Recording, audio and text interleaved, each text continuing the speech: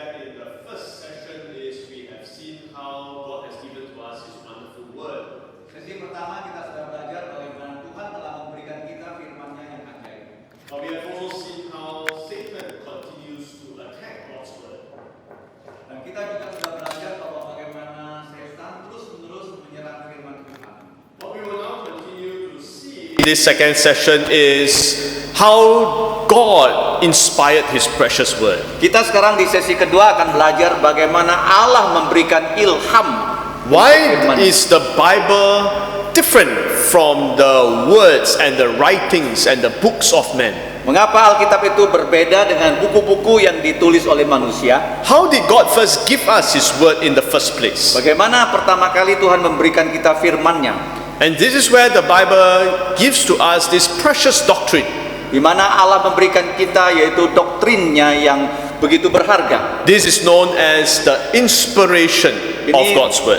Dikenal dengan doktrin penginspirasian ataupun pengilhaman firman Tuhan. In order to understand this doctrine, we need to open our Bibles to 2 Timothy chapter 3. Untuk mengerti doktrin ini kita buka dalam 2 Timotius pasal 3.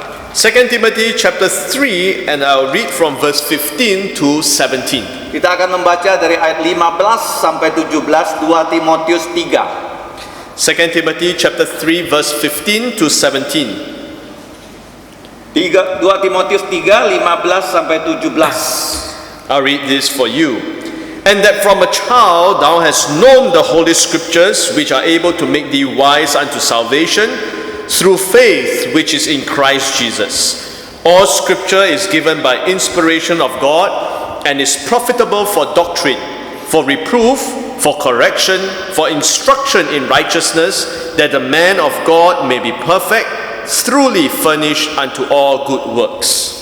Ingatlah juga bahwa dari kecil engkau sudah mengenal kitab suci yang dapat memberi hikmat kepadamu dan menuntun engkau kepada keselamatan oleh iman kepada Kristus Yesus. Segala tulisan diilhamkan Allah memang bermanfaat untuk mengajar, untuk menyatakan kesalahan, untuk memperbaiki kelakuan, dan untuk mendidik orang dalam kebenaran. Dengan demikian tiap-tiap manusia kepunyaan Allah diperlengkapi untuk setiap perbuatan baik. So verse 16 here tells us all scripture is given by inspiration of God. Ayat 16 mengajarkan kepada kita segala tulisan diilhamkan Allah. Now the word inspiration here literally means God breathed. Kata inspirasi ini bahasa aslinya adalah Allah menghembuskan nafasnya. That means these words are the very breath of God. Itu artinya semua kata-kata ini keluar dari mulutnya Tuhan. You know, it is like when you speak, you breathe out. Yaitu waktu kita berbicara maka ada udara keluar dari mulut kita. So the Bible now tells us that every word here that we have in the Bible, they are given by the very breath of God. Di mana setiap kata dalam Alkitab ini adalah kata-kata yang keluar dari mulutnya Allah. This means that the Bible is not created or designed by men. Di mana artinya Alkitab itu bukan diciptakan oleh pikiran manusia. We have more than 40 different writers of the Bible. Dan kita tahu ada 40 penulis Alkitab. And they wrote the Bible throughout different periods of history. Dan mereka menulis Alkitab ini dalam keadaan sejarah yang berbeda-beda. They all come from different background. Dan latar belakang mereka pun berbeda-beda. You have men who were like fishermen. Dan kita tahu ada orang yang adalah bekas dari nelayan. Men like Peter, yaitu seperti Petrus. he was a fisherman. Petrus adalah bekas nelayan. And then you have a scholar like Apostle Paul. Dan kita ada juga orang ilmuwan seperti Rasul Paulus. You have the different prophets. Dan juga begitu banyak nabi. And the Lord used all of them to write His words. Dan Allah telah menggunakan mereka semua untuk menuliskan firman-Nya. And even though they may have different background, they are written during different periods in history, yet there's one central theme. Dan mereka itu walaupun ya berasal dari berbagai latar belakang, kemudian hidup di zaman yang berbeda-beda, tapi ada satu tema utama dari semua penulis itu. And that central theme is the gospel of the Lord Jesus Christ. Nah, tema utama dari semuanya itu adalah kabar baik Injil dari Tuhan kita Yesus Kristus. And this is the wonderful unity that you see in the Bible, even though they are written by different people. Dan kita lihat ini adalah kesatuan dari Alkitab di mana walaupun penulisnya itu berbeda-beda. And how is it that you can have this kind of unity? Dan kenapa mereka bisa memiliki kesatuan yang seperti itu? It is because God breathed out His Itu words. karena Allah yang mengucapkan kata-katanya. Now, the words are breathed out. Dan kata-kata itu dikeluarkan dari mulut Allah. We do not speak as if the men are the ones who are inspired. Nah, ini bukan manusia yang mengarang-arang kata-kata itu.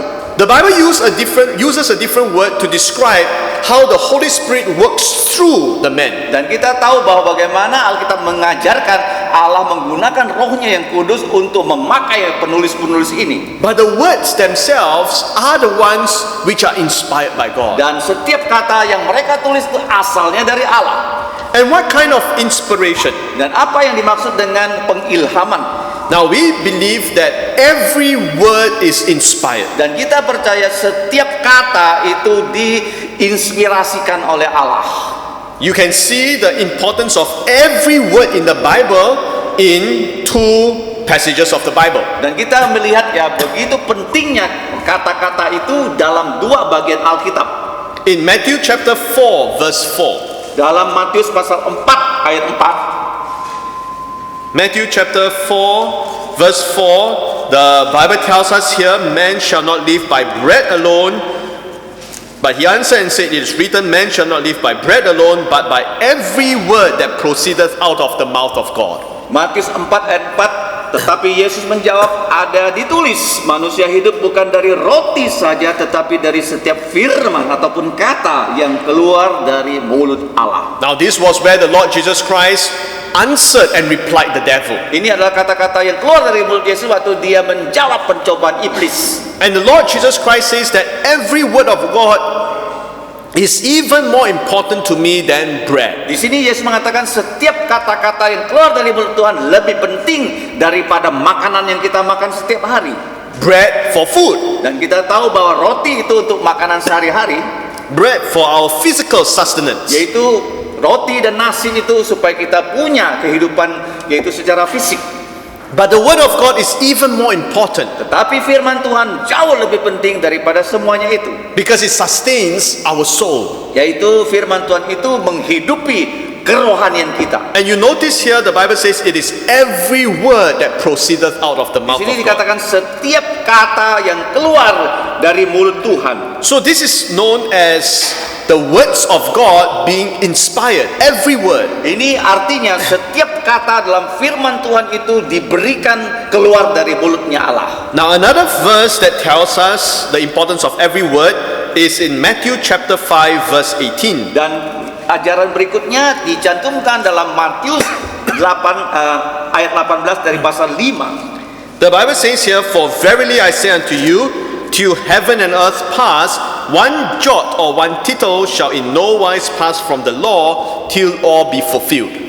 Karena aku berkata kepadamu, sesungguhnya selama belum lenyap langit dan bumi ini, satu iota atau satu titik pun tidak akan ditiadakan dari hukum Taurat sebelum semuanya terjadi. Now the word jot here refers to the smallest letter in the Hebrew alphabet. Nah, kata iota itu melambangkan yaitu huruf yang terkecil dalam bahasa Ibrani. And this letter is very small. It's actually just like a comma. Dan kata ini, huruf ini begitu kecil seperti koma dalam bahasa Indonesia.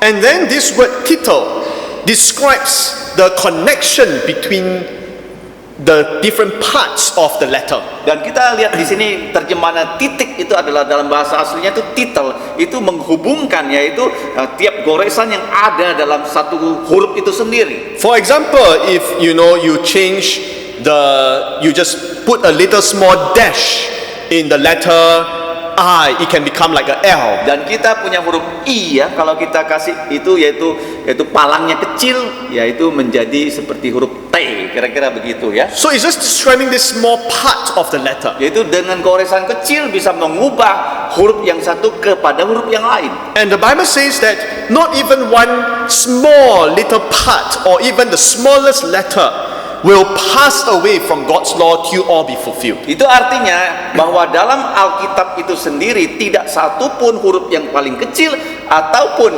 yaitu goresan yang paling kecil itu bisa berlalu sebelum Tuhan melaksanakan firman-Nya. This tells us how every word is so important. Itu mengatakan kepada kita setiap kata di dalam Alkitab itu penting. And not only is every word important, the Bible tells us the Bible as a whole is also inspired. Dan kita tahu bahwa bukan hanya satu kata yang Tuhan inspirasikan, tapi seluruh kata, seluruh kitab itu Tuhan ilhamkan kepada manusia.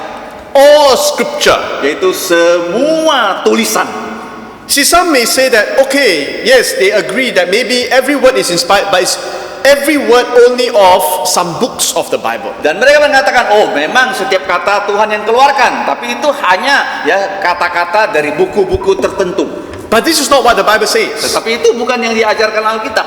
The Bible says every word and the Bible as a whole, from Genesis to Revelation, they are all inspired of God. Alkitab mengatakan seluruh Alkitab dan setiap kata itu diilhamkan oleh Allah. Now today there are some who teach a false teaching concerning the inspiration of God's word. Pada hari ini ada orang mengajarkan doktrin pengilhaman ini dengan salah.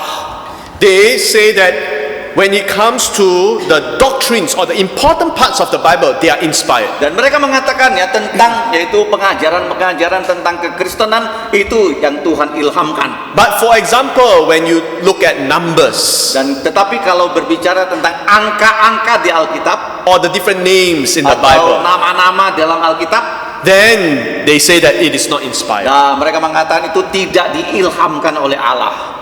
So sometimes what they would do is they would try to find certain passages in the Bible where it looks like the Bible seems to describe different things. Dan kita tahu mereka bagaimana caranya itu mereka menemukan ayat ini dengan ayat ini, kelihatannya ayat itu saling bertentangan. And then look at it and then say, you see, there's some mistakes in the Dan mereka Bible. mengatakan, oh ini kelihatannya saling bertentangan. Oh di situ Alkitab ada kesalahannya. But the Bible has no mistakes. Tetapi Alkitab tidak ada kesalahannya. Sometimes different names are used because it is common for different people to have different names, and different names can be spelled differently. Nah, di dalam Alkitab memang ada orang yang sama tapi dengan nama yang berbeda, seperti kita pada hari ini ada orang yang sama tapi namanya berbeda.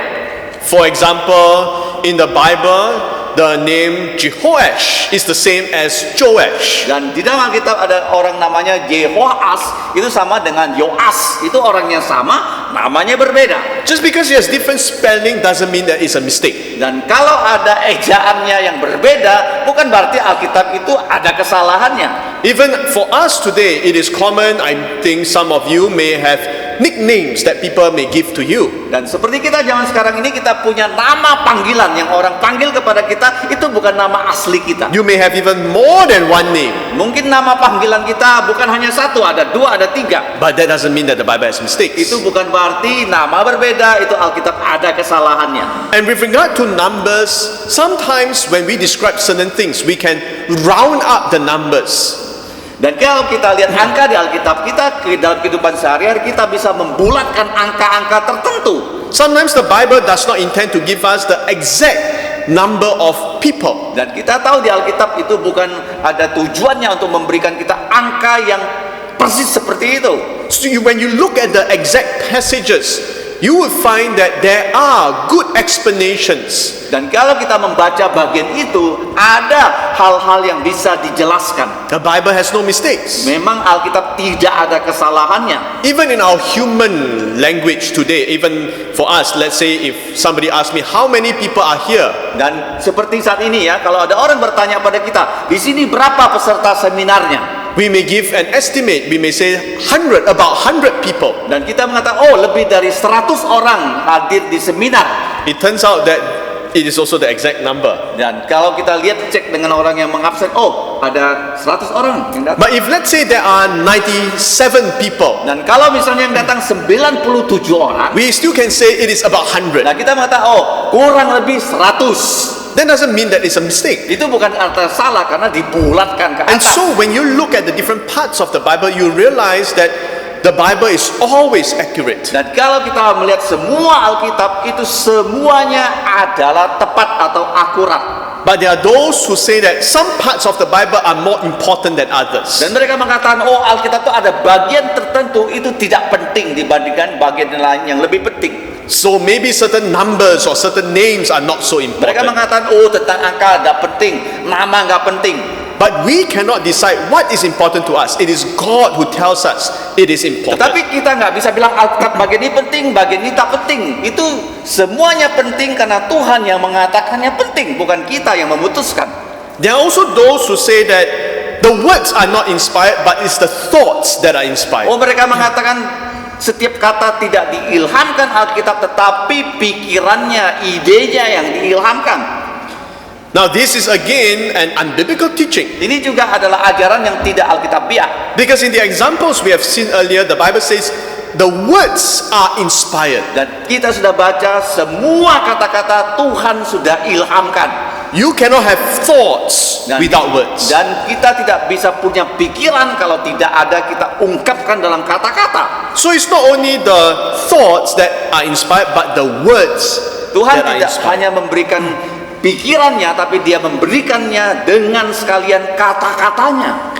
And also understand that when we talk about inspiration, we are not talking about how men are inspired like where they become very creative. Nah, itu inspirasi dari Alkitab berbeda dengan ilham yang kita dapatkan waktu orang itu menulis lagu, menulis tulisan. Itu berbeda sekali. It's like sometimes human writers, maybe when they want to write a book, Nah, seperti kalau manusia mendapatkan ilham, dia mau membuat sebuah cerita dalam buku. and then they say, I do not know what to write.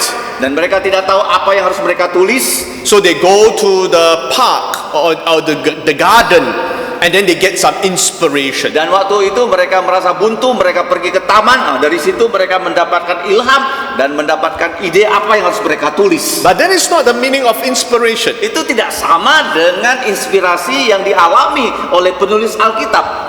The inspiration here is the words that have been breathed out by God specially. Dan kita tahu bahwa pengilhaman Alkitab itu Allah memberikan setiap kata-katanya kepada penulis Alkitab. As for the men who are used, Nah, manusia dipakai oleh Allah untuk menulis firman-Nya. you look at 2 Peter chapter 1. Mari kita buka di dalam 2 Petrus pasal yang pertama.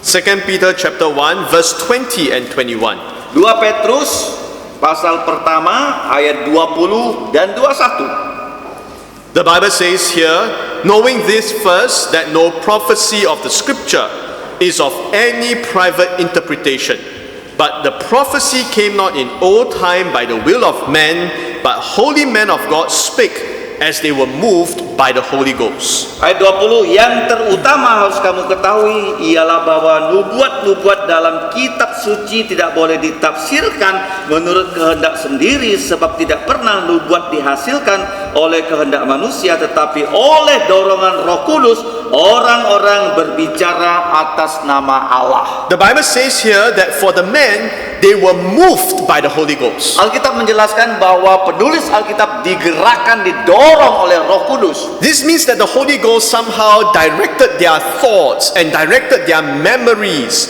in order to write the Word of God. Artinya Roh Kudus itu mengendalikan pikiran dan semua ilham dari manusia yang menulis Alkitab.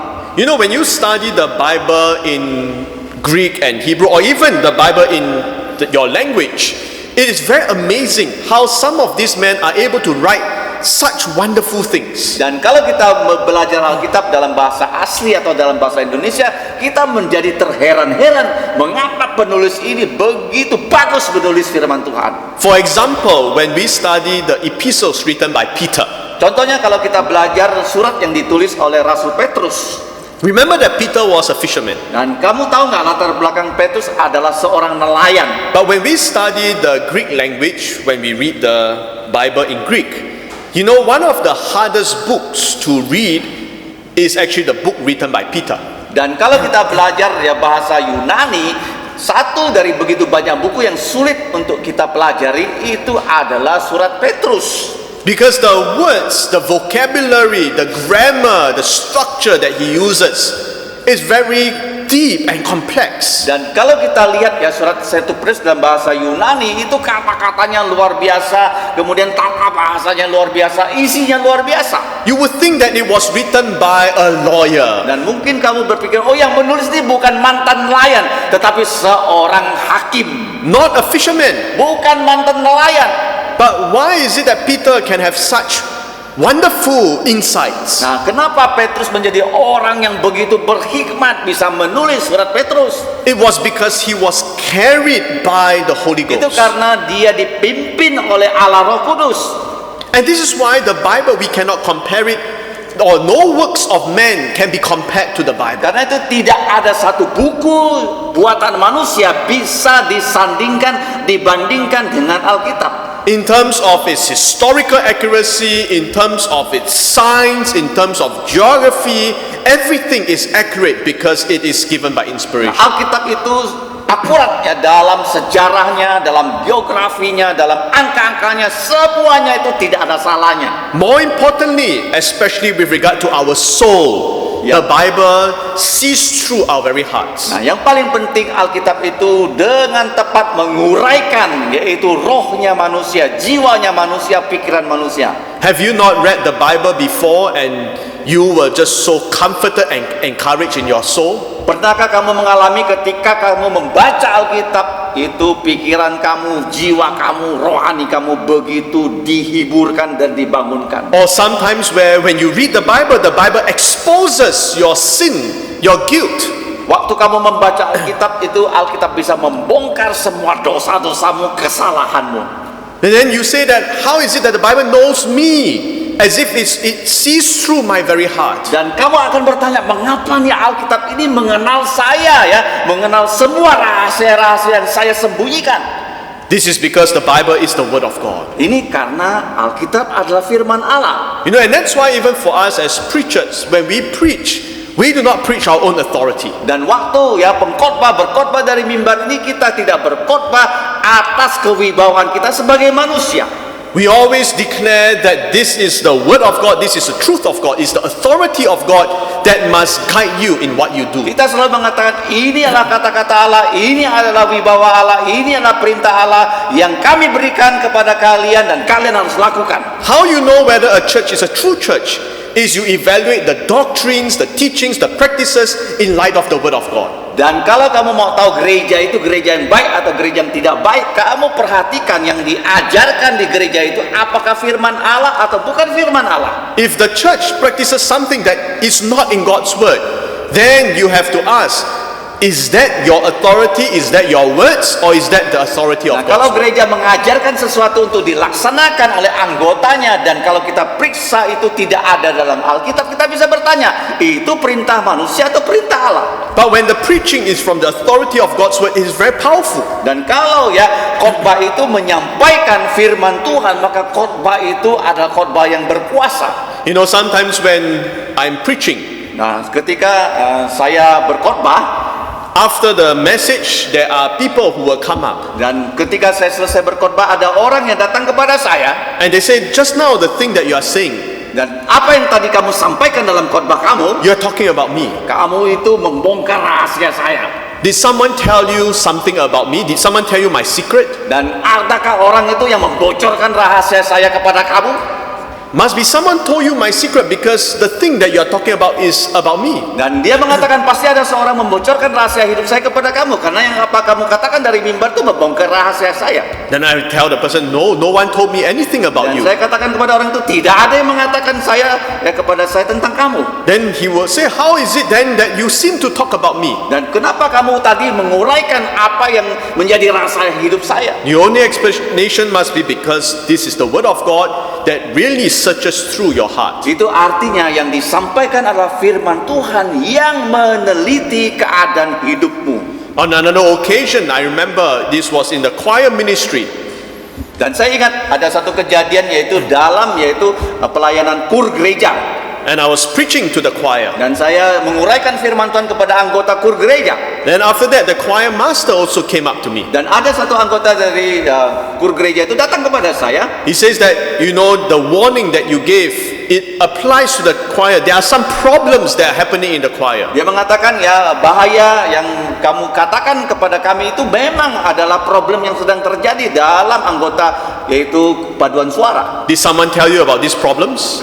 Dia mengatakan ada nggak orang yang mengatakan kepada kamu masalah yang terjadi? I said, no one told me. Saya bilang nggak ada orang yang mengatakan kepada saya. Then how did you seem to know about these problems in the choir? Nah, kenapa kamu tahu ada masalah dalam ya paduan suara I was gereja? just preaching what God's word says. Saya mengatakan saya hanya menyampaikan apa yang dikatakan lawan firman Tuhan. And now if the word of God applies to you, then it's God's word that speaks to you. Dan kalau firman Tuhan itu ada teguran untuk kamu laksanakan, itu ada kata-kata dari Tuhan kepada kamu. And that is why our preaching must be based on the word of God. Karena itu setiap khotbah dari pengkhotbah harus berdasarkan firman Tuhan. The word of God is inspired by God, given by the wisdom of God through His revelation. Nah, firman Tuhan itu diberikan kepada manusia melalui ilham dari wahyu Allah itu sendiri. And we must not think that we need something of man's authority that is apart from the word of God. Dan tidak perlu ada yaitu otoritas kuasa manusia yang harus ditambahkan kepada Alkitab. Now, one of the common struggles in Singapore today, I'm not sure whether you also face it here, is there's a lot of talk about now the mental health issues. Ya, satu hal yang terjadi di Singapura, entah apa terjadi di Indonesia tidak, adalah tentang kesehatan jiwa manusia. And there are people who try to figure out the mind of man. Ada orang yang mencoba menjelaskan tentang pikiran manusia. They try to do research and then they say, why does a person behave this way or that way? Mereka mencoba meneliti kenapa orang ini berkelakuan seperti ini, orang ini berkelakuan seperti itu. And then they try to create certain terms to say that this is the personality of this person or the personality of that Dan mereka person. mencoba menciptakan istilah ini, manusia ini berkepribadian A, manusia ini berkepribadian B. You want to know the mind of man? Kalau kamu mau tahu isi dari pikiran manusia, The word of God. ya firman Tuhan menjelaskan kepada kita. Because the word of God is given by inspiration. Nah, karena firman Tuhan itu diberikan dengan ilham dari Allah, It tells you about your own sinfulness. yaitu memberitahu kepada manusia tentang keberdosaan kita, It tells you about your own needs. yaitu memberitahu kepada manusia apa yang kita perlukan, What would truly fulfill you? What would truly satisfy you? apa keperluan yang harus kita dapatkan sehingga kita menjadi orang yang puas dan berbahagia. The word of God is breathed out by God. Firman Allah diilhamkan langsung dari Allah sendiri. And that's why Apostle Paul told Timothy, from a child thou hast known the Holy Scriptures, which are able to make thee wise unto Di salvation. mana Allah berkata kepada Timotius, sejak kamu kecil, kamu sudah mengenal kitab-kitab suci yang bisa memimpin kamu kepada keselamatan dalam iman percaya kamu. Now, in order to apply this, what does it mean? Untuk melaksanakan semua itu, apa maksudnya? You know, when you look at 2 Timothy, Apostle Paul told Timothy now how the scripture is profitable for doctrine, for reproof, for correction, for instruction in Di righteousness. mana Alkitab mengatakan kepada kita, Allah beritahu kepada Timotius bahwa Alkitab itu berguna untuk pengajaran, menyatakan kesalahan dan memperbaiki kelakuan dan menuntun kehidupan kita dalam setiap perintah Allah. What the Bible is saying is that because it is inspired, Nah, kenapa itu bisa terjadi? Karena firman Allah diilhamkan oleh Allah. it is profitable. Itu menguntungkan kita. Now, if it is not inspired, if it's the words of man, then why should you listen to it? Nah, kalau Alkitab ini adalah kata-kata manusia, mengapa kita perlu mendengarkannya? But because it's inspired, we must listen to it. Nah, karena firman Allah itu diilhamkan oleh Allah, maka kita harus mendengarkannya. You know, if it is not because of the inspired word of God and the authority of God's word, I have nothing in the ministry. Dan kalau bukan firman Allah diilhamkan oleh Allah, karena kuasa Allah dalam firman-Nya, saya tidak ada apa-apanya dalam pelayanan saya. You know, the scripture is our authority. Dan di mana Alkitab ini adalah satu-satunya kewibawaan. Here the word doctrine means teaching. Nah, di sini dikatakan tentang doktrin. Doktrin artinya adalah pengajaran, It teaches us about God. yaitu mengajarkan kita tentang Allah. It reveals to us who God is. dan memberitahukan kita siapa Allah itu. God is now very near to us because He has revealed Himself. Allah itu dekat dengan kita karena Dia memperkenalkan dirinya kepada kita. It reveals to us about ourselves, about men. Alkitab juga memberitahukan kepada kita tentang diri kita sendiri, It reveals to us about sin. dan Alkitab memberitahukan kita tentang dosa-dosa kita, It reveals to us about salvation. memberitahukan kita tentang keselamatan, All the wonderful doctrines of the Bible. yaitu semua doktrin pengajaran yang ajaib dalam Even the firman-Nya, doctrine of the church. yaitu doktrin tentang gereja.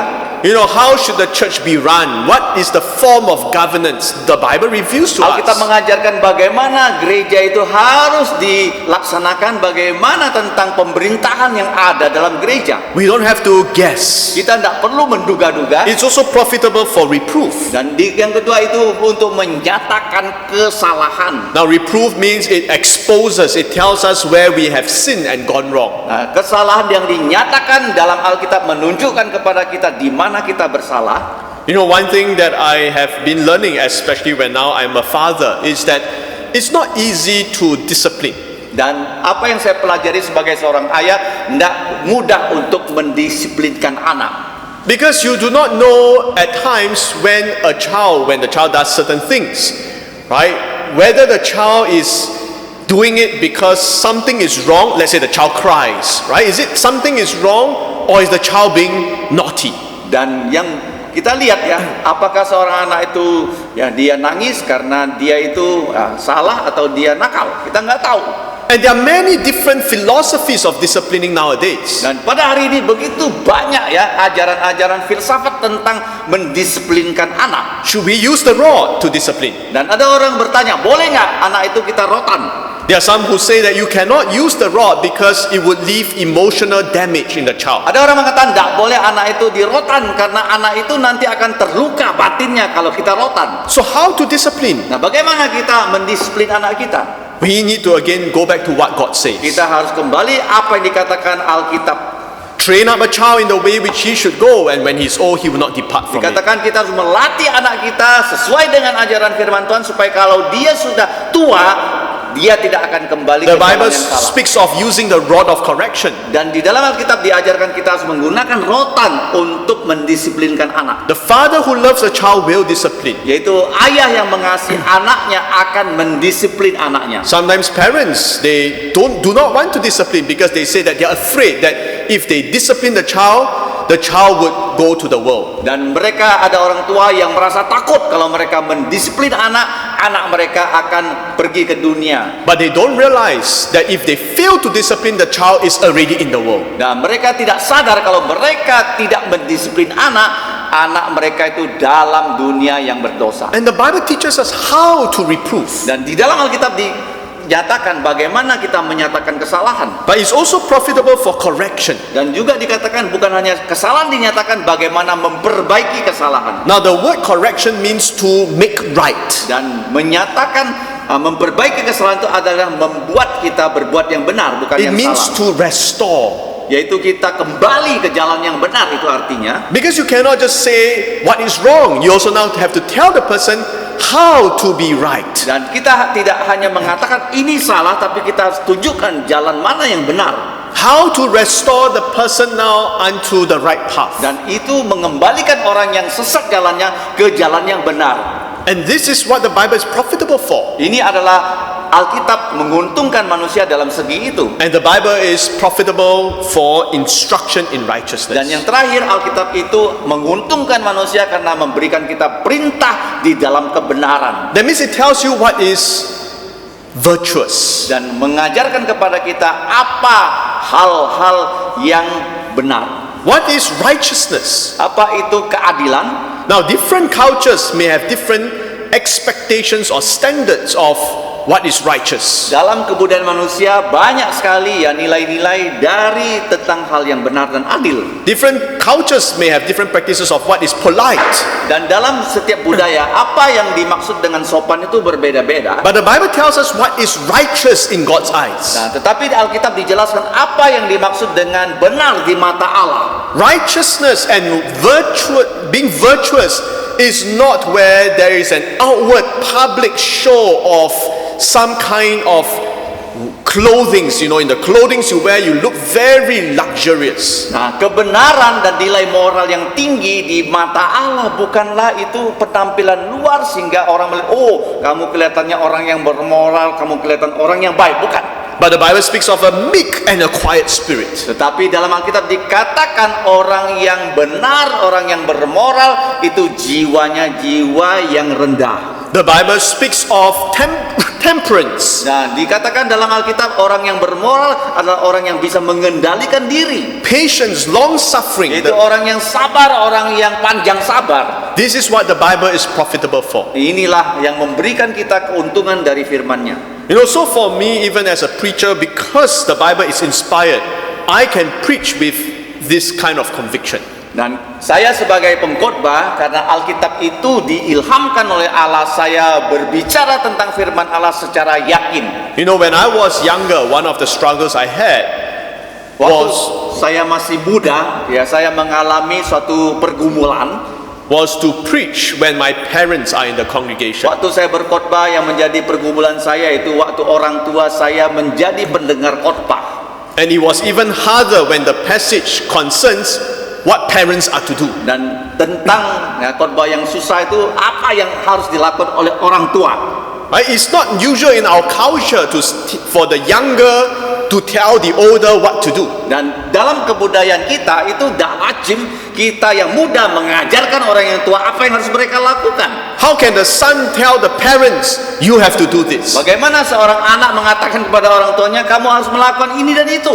But if I'm preaching the word of God, tetapi kalau saya menjelaskan firman Tuhan, and now the word of God says this, dan firman Tuhan berkata seperti itu, and it's applied to parents, dan itu adalah untuk dilaksanakan oleh semua orang tua, then even if I'm younger, I can still preach the word of dan God. walaupun saya usianya lebih muda dari pendengar khotbah, itu tetap bisa saya sampaikan. And this is what I learned also when I work with the youths. Dan itu juga yang saya hadapi waktu saya berbicara kepada anak-anak muda di gereja. Because I learned many things even from the youths. Dan saya juga pernah belajar begitu banyak hal dari anak-anak muda. If let's say I do certain things and now the youth comes to me and share with me the word of God. Dan ketika saya melakukan sesuatu dan anak muda itu datang kepada saya melakukan sharing untuk firman Tuhan, I must learn from the youth. Saya harus belajar dari orang yang lebih muda daripada saya. Because the authority is not the age or the experience but the word of God. Dan kewibawaan manusia bukan tergantung umurnya atau pengalamannya, tapi firman Tuhan. One thing that you will notice in many charismatic churches or even cults is that their authority is not the word of God. Dan kalau kita lihat dalam gereja-gereja yang sesat, gereja-gereja karismatik, otoritas mereka, kewibawaan mereka itu bukan berdasarkan firman Allah. They often like to use examples and experience. Dan mereka suka menguraikan sesuatu berdasarkan contoh dan pengalaman. So if you hear a kind of preaching, dan kalau kamu mendengarkan khotbah seperti itu, where they try to prove certain things based on their experience, you know that is not biblical. Dan kalau seseorang itu mencoba membuktikan sesuatu dengan pengalaman mereka, itu tidak alkitabiah. I once heard how a charismatic preacher tries to prove that he can do miracles today. Dan saya pernah mendengarkan seorang pengkhotbah karismatik yang ingin membuktikan bahwa pada hari ini Tuhan masih melewati orang melakukan mujizat. The Bible tells us that with the passing of the apostles and with the prophets, there are no more miracles. Dan kita tahu bahwa Alkitab mengatakan sejak para rasul sudah mati, para nabi sudah mati, Allah tidak lagi membuat mujizat melalui manusia. But how he would try to prove is, he says, he has an example. Dan dia mengatakan mujizat lewat manusia masih terjadi. Inilah contohnya dan buktinya. The example that he gave was that a patient had a growth, went to see a doctor. Dan dia berkata begini, pengalamannya ada seorang yang sakit, ada sakit dan dia pergi ke dokter. And did a scan and they found the growth. Dan di dalam tubuhnya itu ada tumbuh-tumbuhan. Ketika dilihat dengan alat ada tumbuh-tumbuhan. So then he said that they just partook of the Lord's Supper. Dan dia mengatakan, orang itu baru saja makan perjamuan kudus. And the Lord's Supper was not conducted by any pastor. It was just themselves they conduct. Dan perjamuan kudus di gereja karismatik itu bukan dilayani oleh gembala, tapi oleh mereka sendiri. Because he was teaching that you can partake of the Lord's Supper for healing. Dan mereka mengatakan kalau kamu yang makan perjamuan kudus, maka kamu penyakitnya akan disembuhkan. Now the Bible doesn't teach that. Dan Alkitab tidak mengajarkan seperti itu. But he teach that. He says that you can take the Lord's Supper for healing. If you are sick, you got headache, you take the Lord's Supper. Dan dia mengajarkan seperti itu. Kalau kamu sakit, kamu ya ikut dalam perjamuan kudus, kamu akan disembuhkan. So he says this person has a growth. Then they partook of the Lord's Supper. Went for the next scan, the growth disappears. Dia mengatakan orang itu sebelumnya ada tumbuh-tumbuhan di dalam, dia ikut perjamuan kudus, dan setelah itu pergi ke dokter, di ronsen lagi, nggak ada lagi, sudah hilang Now penyakit. if someone shares with you like that, how would you reply? Nah, kalau ada orang berkhotbah seperti itu kepada kamu, bagaimana tanggapan kamu? You must examine in light of God's word. Kamu harus melihatnya dengan firman Tuhan. What does the Bible say about the Lord's Supper? Apa yang firman Tuhan uraikan tentang perjamuan kudus? The Lord's Supper was not given for you to heal people. Nah, perjamuan kudus bukan diberikan kepada manusia supaya manusia sembuh dari penyakit. And then also you have to examine what does the Bible say about miracles. Dan kamu harus juga belajar dalam Alkitab apa yang dimaksud dengan mujizat. Miracles were given to the apostles and the prophets to authenticate their message and their ministry. Dan mujizat-mujizat itu hanya diberikan oleh Allah kepada para nabi, para rasul, supaya manusia tahu mereka adalah rasul dan nabi yang asli. But with the passing of the last apostles, there's no more miracles. Dan kita tahu bahwa setelah rasul yang terakhir itu mati, maka Allah tidak berbuat mujizat dalam And that manusia is lagi. our authority. Itu adalah kewibawaan dari Alkitab. And that is why we cannot just simply use examples to say this is what you must do. Dan kita tidak boleh mengambil contoh untuk memberi perintah kepada manusia. Now I want to close our second session by then encouraging you, if the Bible is inspired, what must you do? Dan sekarang saya akan menutup sesi kedua dengan mengatakan kalau Alkitab itu diinspirasikan, apa yang harus kita lakukan? You must read the Bible. Kita harus membaca firman Tuhan. You must meditate on the Bible. Kita harus merenungkan Alkitab. Do you have a Bible reading program? Is it regular for your life? Apakah kamu itu punya program untuk membaca Alkitab setiap hari? You know it's not difficult to start. Nah, tidak susah untuk memulainya. I would encourage you, if you can, to read through the Bible, from Genesis to Revelation. Yang pertama, kamu harus membaca seluruh Alkitab mulai dari Kejadian sampai kitab Wahyu. And as you read, you ask questions. Dan waktu kamu membaca, kamu mengajukan pertanyaan-pertanyaan. Questions to understand. Nah, supaya kamu mengerti isi dari For pembacaan. example, if you are reading Genesis, Contohnya kalau kamu membaca kitab Kejadian, you read about the creation. kamu membaca tentang penciptaan, You ask, what does this teach me about God? dan kamu bertanya apa yang diajarkan bagian itu tentang Allah. Oh, it teaches me about the wisdom of God. It teaches me about the power of God. Dan itu mengajarkan kepada kita tentang hikmat Allah, tentang kemahakuasaan Allah. It also teaches me about the love of God. Dan juga mengajarkan kepada kita tentang kasih Allah. You know, God created man on the sixth day. Dan kita tahu bahwa Allah menciptakan manusia pada hari ke-6. You need to ask, why did God not create us on the first day? Nah, kamu juga bertanya, kenapa manusia tidak Allah ciptakan pada hari pertama? Because men, we always want to be first. Dan manusia itu selalu mau tampil nomor 1. But why did God create us on the sixth day? Nah, kenapa Allah menciptakan kita pada hari terakhir, hari ke-6? Do you know it shows the goodness of God? Itu mengajarkan kepada kita tentang kebaikan Allah. Because God prepared everything and then He made man. Nah, Allah menyiapkan segala sesuatu, baru Dia menciptakan manusia. If we were created on the first day, do you know what will happen? Kalau kita diciptakan pada hari pertama, apa yang terjadi dengan manusia? We are floating in space. Nah, kita itu menjadi manusia mengawang-awang di angkasa. Right? There's no earth. Tidak ada bumi, There's no sky. nggak ada langit. Nothing. Then men on the first day. Belum ada segala sesuatu, hanya ada manusia. See, that's how sometimes we are so selfish. Dan kita manusia menjadi orang yang sangat egois. But God in His goodness and His love created everything, and then He created us on the sixth day. Dan Allah telah menciptakan segala sesuatu, maka terakhir Dia menciptakan manusia. So when you read the Bible, you ask questions like that. What does this teach me about God? Dan kalau kamu membaca Alkitab, kamu harus bertanya apa yang diajarkan Alkitab tentang Allah. And how you can read your Bible is also where you can read one chapter of the book of Proverbs every day. Dan yang kedua adalah kamu harus setiap hari membaca satu pasal kitab Amsal. You know there are 31 chapters in the book of Proverbs. Dan dalam kitab Amsal ada 30 pasal. You read one chapter every day, you can read the book of Proverbs through in a month. Dan kalau kamu membaca Amsal setiap hari satu pasal, maka 1 bulan selesai dah itu satu kitab Amsal. And when you read the book of Proverbs, you just take one verse from that chapter. So today, if you read one chapter, you just take one verse and you meditate on it, you focus on it, and you apply it. Dan kalau kamu membaca kitab Amsal, contohnya hari ini adalah tanggal 28. Nah, kamu baca Amsal 28 dan kamu ambil satu ayat, kamu hafalkan, kamu renungkan. Itu memberikan kamu ya keuntungan yang besar. If you want to be even more committed, Kamu kalau mau lebih berkomitmen, do you know that there are 150 Psalms in the Bible? nah ada 150 Mazmur di Alkitab. So you can also read 5 Psalms a day. Kamu bisa membaca 5 Mazmur setiap hari. And then you can read the 150 Psalms in a month. Dan 1 bulan selesai 150 Mazmur. Of course, when you come to Psalm 119, it's a bit longer. Nah, memang Mazmur 119 sangat panjang. But it's still an exercise Ya, that you can engage in. Itu adalah satu latihan rohani yang bisa kita ikuti. Don't you want to hear God speak to you every day? Bukankah kamu mau setiap hari Allah berbicara kepada kamu?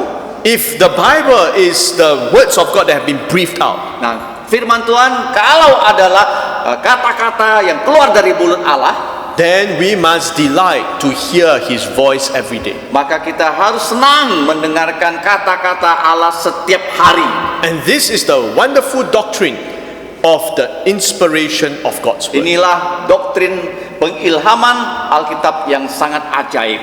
The Bible is not the words of men, but the Bible has been breathed out by God. Alkitab bukan kata-kata manusia, tetapi Alkitab adalah kata-kata yang keluar dari mulut Allah. When we come back for our third session, Kalau kita kembali lagi pada sesi kita yang we will ketiga, then look at the doctrine of preservation. kita akan belajar tentang doktrin pemeliharaan Alkitab. Let us pray. Mari kita berdoa. Our Father in heaven, how we thank Thee for Thy wonderful word. Bapa kami di surga, kami sungguh bersyukur untuk firman-Mu yang ajaib. This is not the work or the creation of men, Ini bukanlah kata-kata ataupun ciptaan manusia. but these are Thy very words which Thou hast breathed out for us. Ini adalah kata-kata yang keluar dari mulut-Mu yang Engkau berikan kepada kami. Oh Father, even though man may try to attack and deny Thy word today, Bapa di sorga, manusia mencoba untuk menyerang firman-Mu, untuk menyangkal firman-Mu pada hari ini. may Thou increase our love for Thy word. Kiranya Engkau meningkatkan rasa cinta kami kepada firman-Mu. May Thou help us to read Thy word every day, Bantulah kami supaya kami membaca firman-Mu setiap hari, to meditate upon it, untuk merenungkannya, and to obey and apply it in our lives. untuk mentaatinya, melaksanakannya dalam kehidupan kami sehari-hari. How Thy word is so precious. Bagaimana firman-Mu begitu berharga. May Thou strengthen our faith in Thy word. Kiranya Engkau menguatkan iman kami di dalam firman-Mu. In Jesus' name we pray. Dalam nama Yesus kami berdoa. Amen. Amin.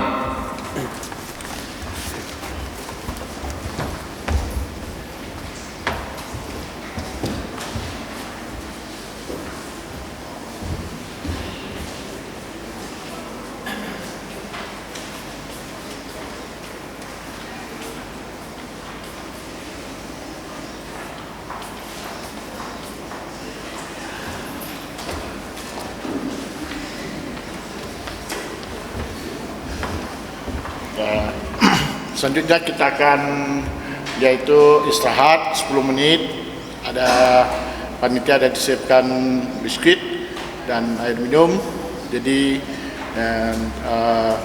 silakan keluar dengan teratur,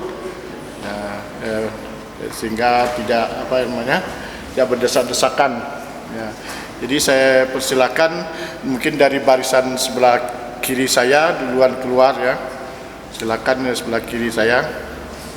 Ya, silakan.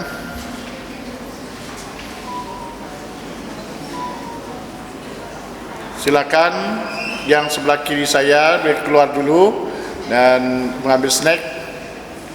Istirahat 10 menit ya.